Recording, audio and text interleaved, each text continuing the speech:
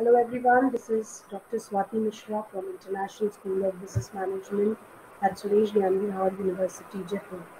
And today we will be discussing the third session of project management, wherein the topic to be discussed is the monitoring and control in project management.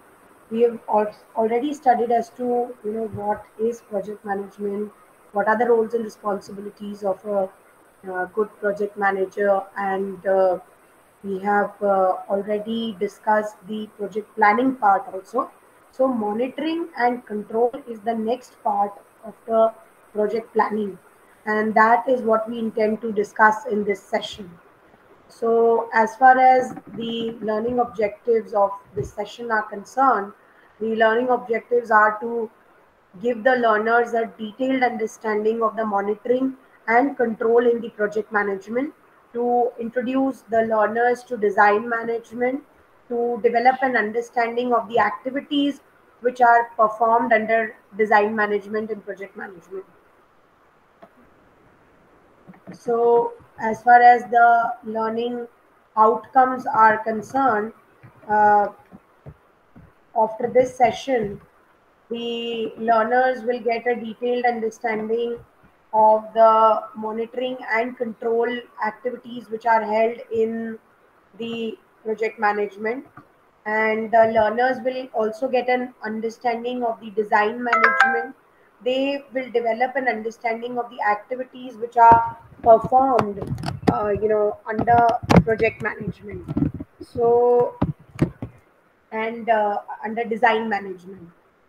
So let us move ahead and start discussing as to what exactly project monitoring and control is, and how you should understand while studying project management. What you should understand out of project monitoring and control. So, if I say that we are going to talk about monitoring and control, I would ask you to just think of, some typical monitoring and control activities. If you were a project manager, you would have carried out while, trying to monitor and control the activities in your project. So they could be anything like, thorough audits that you are carrying out, any kind of feedback that you are taking from your maybe Salah the Hamai employees of the team, maybe the stakeholders, or Rupesh, I would request you to please turn off your microphone because the recording is going on.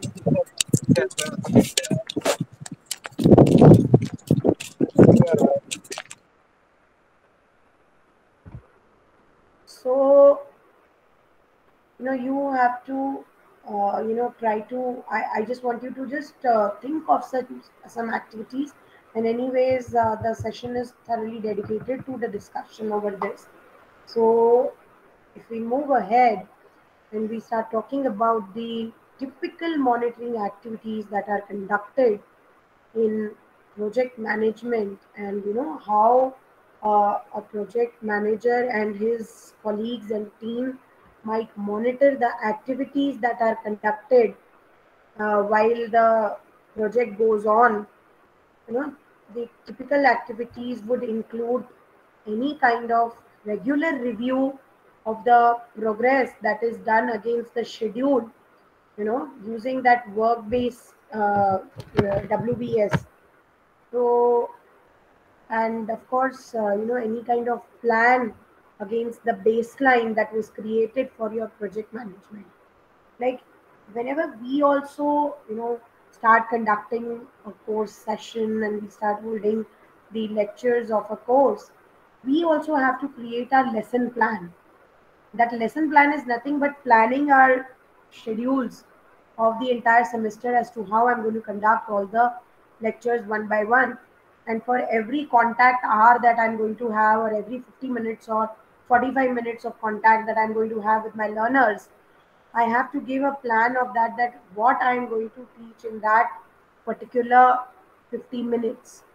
So if my seniors have to just check upon the kind of progress that I'm making with my course, along with my learners. What are they going to do? They are just going to monitor my, current progress that I have made, whatever, I have taught by now, and the lesson plan that I had given at the start of the session.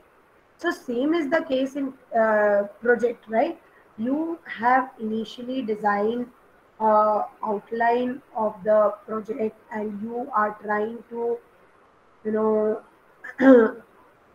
come up with the typical activities that will be conducted during a project, and you have created a WBS structure wherein each and every activity has been clearly mentioned that these are going to be the departments that will be functioning, and these will be the activities that will be conducted schedule wise.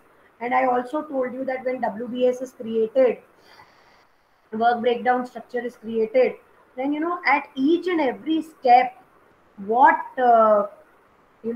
on which date it will start, at what which date it will end, what will be the resources that will be required in that particular activity, everything is clearly mentioned. Now since everything is clearly mentioned at that time, you have to uh, work according to that. So to monitor the activities, whether they are progressing in the correct manner or not, and the project is moving as per the schedule, it is very easy to do that monitoring and review. You just have to, plan your. You just have to check your plan and the current progress, and just match them. So that is what is reviewing your progress against the schedule that you had created at the time of designing your WBS. So regular review of actual costs can also be done, because in your WBS we had already mentioned that what will be the costs that would be arising at each and every step of WBS against the budgeted cost that we had mentioned, right? So actual cost versus the budgeted cost that we had created, that can actually tell us whether the progress has been made as per the budgets that were scheduled, or whether the costs are crossing the initially pre-designed budgets. Anything is fluctuating from the standard, that can be found out.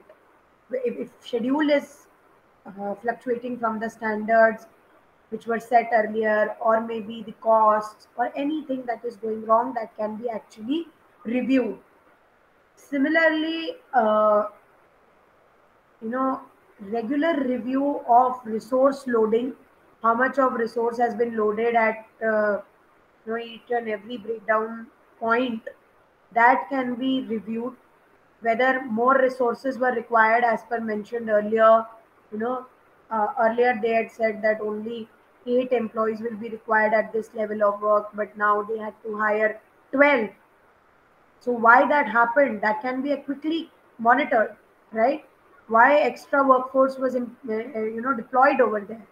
Whether the project had got delayed, because of that they had to employ more workers to complete the work faster, or whether there was just some incorrect assumption during project work breakdown structure creation, or what exactly went wrong? Why are they requiring more resources? Suppose the raw material that was pre-decided that maybe we would require only 1 tons of cement, but now they are requiring 1.5 ton or maybe 1.25 tons. Then what exactly went wrong? Why do they require more? So such kind of regular monitoring can be done. Right. Now, this is also important. Why is it important? Because suddenly, if more raw material was required or more human resource was required, is there something, like maybe the team is not paying attention towards the raw material correctly, they're not storing the raw material correctly, and because of that, the raw material is getting wasted. And that is why more requirement of fresh raw material is needed. Or what is the problem? Why it happened that it is going more than the expected volume of consumption? So these things can be monitored, and they are important to be monitored, so that your project remains within the budget, so that the project completes within the deadlines. And that is why, regular progress meetings are also very important within the project team. One has to, the project leader or the project manager has to conduct regular meetings with their project team, so that what is currently happening, that can be monitored properly by the team. Similarly, regular meetings with the contractors should be held, so that it could be clearly understood as to, uh, what is the current scenario, whether the contractors will be able to complete their contracts on time or not, is there any hazards that they are facing, is there anything wrong with the contractor, maybe he is not exactly working in the manner they had actually promised at the time when the deal was made with them. If it is not happening, then maybe we need to change the contractor, we need to change the terms of and conditions of the contract that was formed with them, or maybe just we need to come in talks with him to change the working pattern. It could be anything. So that is why regular meetings with not only your team, but with the contractors, with the suppliers of the raw materials, everyone has to be conducted, so that the current scenario and situations can be understood properly. And if any correction or rectification is required in that current scenario or the current working pattern, then those rectifications can be made. Similarly, periodic progress reports of production are also needed. Like, as far as I am concerned, we have to give a daily work progress report, whatever we are doing. Then we have to give a weekly report, that how much classes are conducted in a week, or and whatever other tasks I have, like I am guiding my research scholars. So how many research scholars did I, meet this week? What is their progress report? How far they have gone? If I've conducted any activity, we have to give the report of the activities also. So all these things are going on. You know? So similarly, the production progress reports are also required by the team. So the project team has to give their regular progress reports as per the requirements of the project head and the stakeholders of the project, or the sponsors of the project. The sponsors of the project might ask them to give a monthly report, a weekly report, or a fortnightly report, the way they want. These reports actually help them to understand, that where the exact plan is going, where we were supposed to reach, where we have reached till now. Are we moving ahead of our schedules, within the schedules, or as per the, just on time with this schedule? How are we moving? Everything can be reviewed out of the periodic progress report of production. Then risk reviews also are necessary in case of project monitoring. You know, any kind of sudden change in the costs of raw material, sudden change in the raw material, I mean the contractor and the suppliers supply procedures. Maybe suddenly some kind of transport strike has occurred, because of which my supplier is not able to send me, uh, anything that is going to come up, any kind of economic or political change that is going to come up, which might create a big impact on my project. So these type of risk reviews are also very, very necessary, and this actually helps the project team become very uh, proactive about, how we are going to deal with the contingencies when they arise. So that is why project monitoring is highly necessary. Similarly, inspections and audits are needed. There could be an auditing team which is, appointed by the stakeholder or the sponsor of the project, which goes and reviews the project time to time. And inspections are carried out, audits are done whether the production is being carried out as per the set standards or norms. if the you know production is not occurring as per the set standards, then they have the power to reject the production process, and then the project team has to actually give the reasons as to why they were not working up to the standards. Sometimes they are made to rectify the problems that are there. They are made to make major changes in the production processes also during the time of functioning of the process. Because if regular auditing and monitoring is not done, and the production is going on in the manner the way it is running, nobody is checking whether the standards have been maintained or not, then a very poor quality of production will be done at the end, and which will ultimately lead to the failure of the project. So instead of checking it in the final stage and then declaring the project as failure, it is always better to monitor them regularly, time to time. So that is what is actually project monitoring. Then comes your typical control activities. That what are the activities that we can perform to control any kind of project management activity, so that each and every activity goes along with the set schedules as per the set norms and patterns that have been pre-decided. The workforce is functioning absolutely the way they were allotted their responsibilities. They are following their responsibilities. So for this, there are some typical control activities that have to be conducted. Like, first of all, you have to assign responsibilities at the work package level only, wherein each and every member of the team is clearly told about his work role, his responsibilities, his duties that he has to fulfill. Each and every person in the team is given in writing that these are your daily activities, and you have to perform.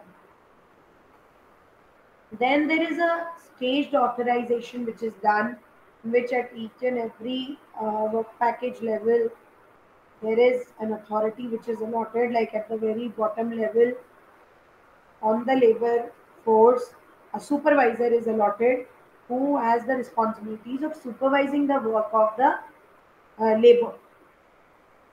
Then above the supervisors, there is a manager. Above the managers, there are divisional heads. And to control on the divisional heads, there is a general manager.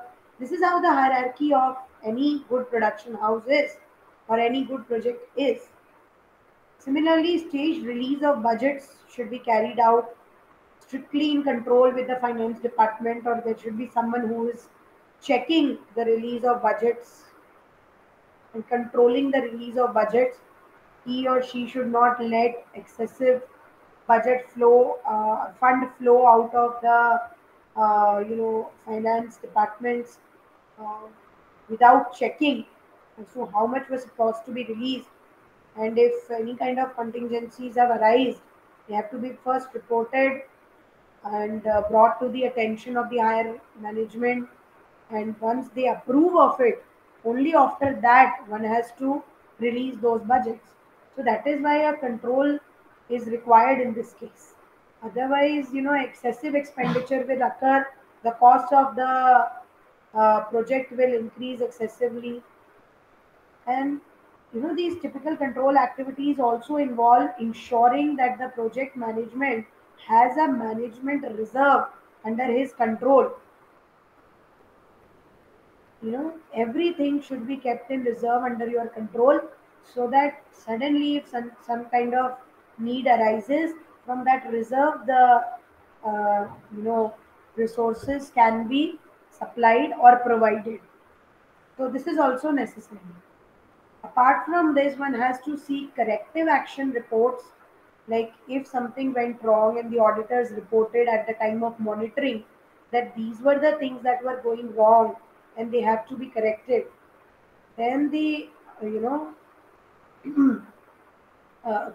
what corrective actions were taken to alter those situations and to bring everything back on track.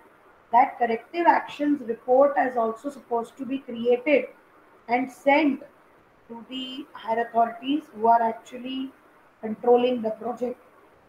Similarly, releasing that management reserve, that should also be done very carefully, and someone has to be appointed who is responsible for the release of that reserve raw material, reserve resources for the project, and he should thoroughly check as to why this need has arisen, that I have to give something out of the reserves, why this kind of problem has arisen. So only after carefully checking, the limited amount of requirements should be released.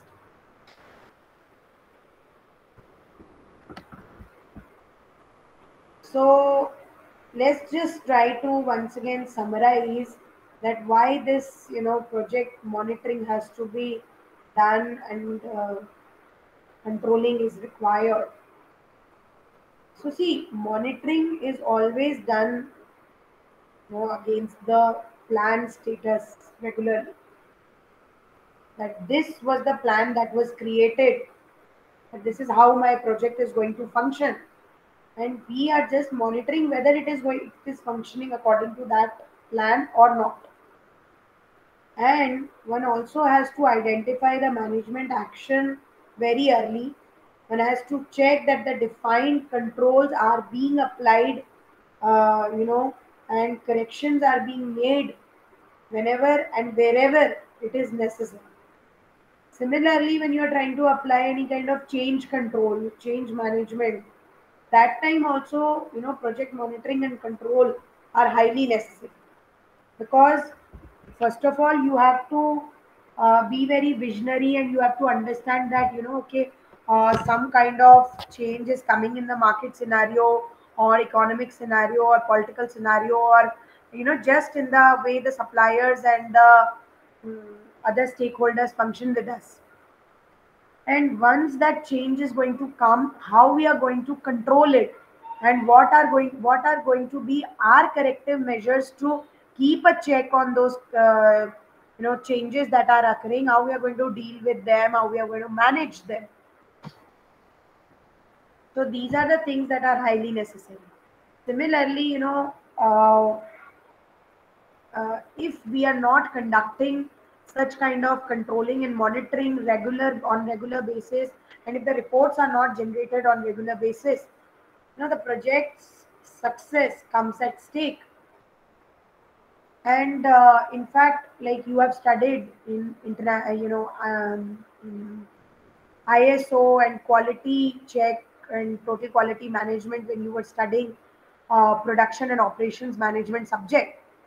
ISO certificates also can be achieved only by the organizations who have a strict monitoring and control checks, especially on the quality delivery of the project. And any such project which does not have, good monitoring and control, they cannot achieve high quality standards. So with this, that I have explained you what project monitoring and project control are. We'll be further studying them. This is like the introductory part of project management. So I'm just introducing you to the various concepts that we will be studying in project management. And then when we dive in deeper into this subject, we will be talking in details about the different units of this subject. Now, the next topic that I want to introduce you to in this session is the design management concept. So, I'm just introducing you. So, this is the introduction part of design management. First of all, you have to understand what is design management. So, see, this design, designing is basically a part of the project, and design management is a part of project management.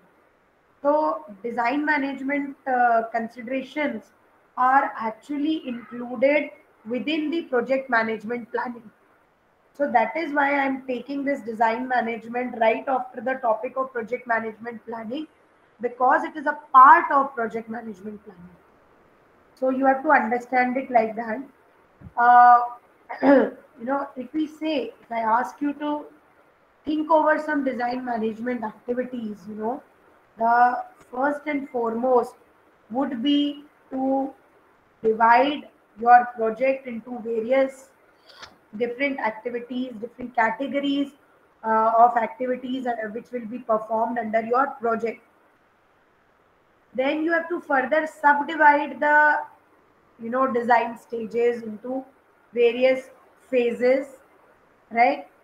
uh, you have to subdivide the tasks after once you have subdivided the design stages. We are going to study them in deeper details further, so don't worry, I'm just introducing you to this concept right now. Then we have to subdivide these tasks into different work breakdown structures. We have to define the limits or the constraints of the activities which are going to be performed under these each and every work breakdown structure and the work package design. And this WPD that I mentioned is the work package design summary sheet that is created according to the work breakdown structures, and each and every work package that is created under the work breakdown structure, the small elements of work activities that are created for each and every work activity, the work package. You have to create a summary sheet that these are the activities that were conducted, this is how we are progressing with them. Then you have to formally initiate the design. You have to ensure that the design conforms to the HNSE and the CDM requirements, uh, which means the control and design monitoring requirements. And you have to hold design reviews regularly. You have to formally approve the design. So these are the few activities which are conducted. So when we talk about this design management, before we actually understand the activities like the CDDD and all that were mentioned, you must be getting confused as to what these terms are. So don't worry, I'll introduce you to each and every term. But before that, you have to understand what are design stages. Okay, so initially, when we talk about the design stages, there are three main design stages: conceptual stage, scheme design, and detailed design. Conceptual designing, scheme designing, and detailed designing are the three stages of designing. So, when we talk about this,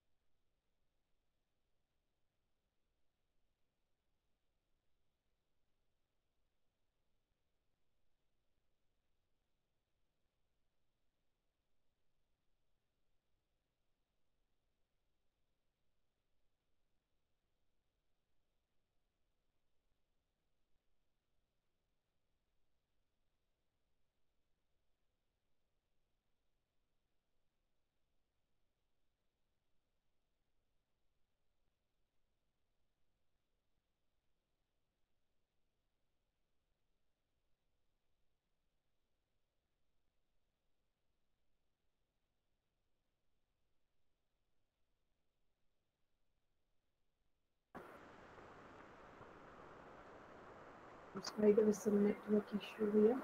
So yeah, so I was just introducing you to the terms that were there earlier, like the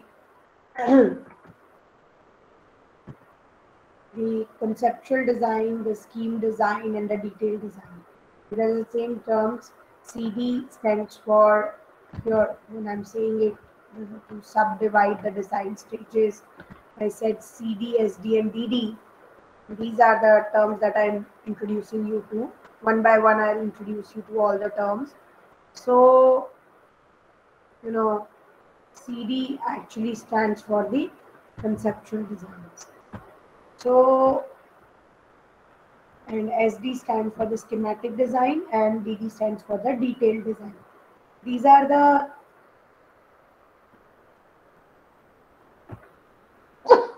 excuse me. These are the terms which are basically used in CAD/CAM by the CAD/CAM designers also. So, if any of the learners out of you people are from mechanical engineering or who has done designing, you must be knowing about these terms. So, these are the conceptual design phase basically includes when you are conceptualizing your design of the project management. You are initially trying to define all the constraints and interfaces that are going to occur in your project, and you are designing your project management activities. You're carrying out a conceptual design review also in that time. You are also initially thinking about the safety measures that are kind of risks that are there, and what are the safety measures that you are going to take up while designing your project management, while whatever safety you will require for that, that are also designed. And for this you have to seek approvals first so that you can proceed to the next stage of designing. Then comes your scheme and detailed design, wherein the basic considerations and process which are similar to the concept, they are necessary and they are required, and those basic considerations are thought after, and a proper process similar to the concept are actually decided in detail. And one needs to ensure that the safety and environmental issues, all of these things require proper receive proper consideration, as you develop the designs, and all the conceptual design regulations that are there, monitoring regulations that are there, they are properly followed, right?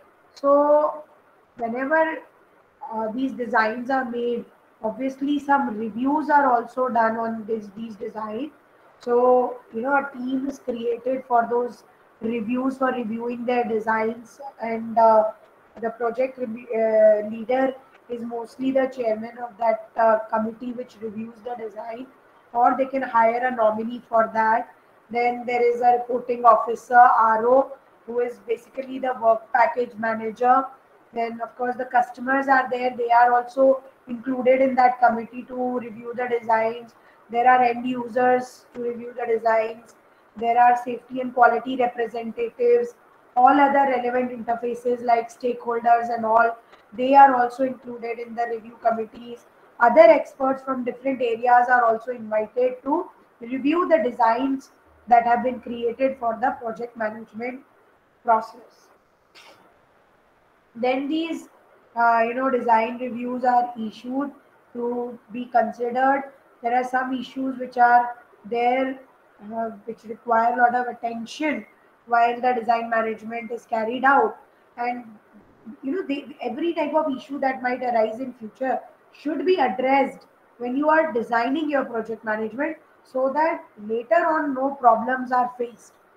So all the assumptions are made, all the limitations are speculated, technical solutions are thought after, whether they are meeting the desired specifications or not, safety measures, environmental hazards, any kind of conceptual design monitoring issues that may arise in future, whether you can actually manufacture and maintain the kind of project that you are thinking of designing, any kind of action from the previous, design reports that were found out and that have to be taken now into consideration, they are also addressed. Then any kind of issues which have to be resolved, including the timescales, they have to be resolved. Then the next thing that comes into, that requires a lot of attention is the safety and environmental measures that are taken by the project. One has to ensure that the safety and environmental issues receive proper attention and proper consideration as the design is developed and further the design is going to be implemented while the project starts running. And you have to involve the right people from the start into the project, so that no kind of technical issues arise, no kind of safety and environmental hazards are arised in future. Systematically you have to identify the issues, any kind of hazards and risks that are there, environmental aspects that are there, the impact of the project on the environment as far as it is concerned, or the safety, health and safeties of the people who are working in that project are concerned. Everything has to be addressed properly. You have to carry out rigorous reviews at each and every design stage, whether the safety measures and the environmental measures that were supposed to be kept into consideration are checked or not. This has to be reviewed at every stage of the project. Then you have to control the design changes. If any kind of change is occurring, you have to control them, and keeping environment and safety measures always in mind. So similarly, any kind of construction design management, if it is there, then these kind of regulations should be recently updated. One must know that this person is responsible for this. They should be aware of their roles and responsibilities. The information that is supposed to be dissipated according to the conceptual and the schematic and the detailed designing that has been done, they have to be plotted on the process maps, so that the team which is functioning, they exactly know how the work is supposed to be done and what are the measures that we have to take, how the reviews are going to be done. And of course, as the project keeps rolling, more and more information is collected, and it should be dissipated at the same time to the project team also. So, and of course, the design change that is occurring, that also needs strict check. Any kind of new procedure that is coming into the place of new, the old procedures, they have to be informed to the employees. There has to be a proper formal uh, procedure to imply, imbibe that change within the processes, and how to inform about those changes in the team members also. And once all this is done, you have to confirm the completion also. Like you have to ensure that the design records are complete and accurate. You have to ensure any kind of outstanding actions or issues which have to be addressed. You have to ensure the maintenance records which are supposed to be produced. You have to ensure that the user manuals are properly produced. You have to hold a proper formal post project review also after the completion to confirm that the the project has been completed, or the design part of the project has been completed and everything is implemented correctly or not. So, with this, we have almost come to the end of the session. We have discussed in detail as to what is design management, and further, we are going to discuss it in more details in the further sessions when we come to the right point, when we dive deeper into this subject. So, I really hope that this session was thoroughly informative for you. This is Dr. Swati Mishra from International School of Business Management at Suresh Ganmiyar University. Thanking you all for attending this session. Have a nice day.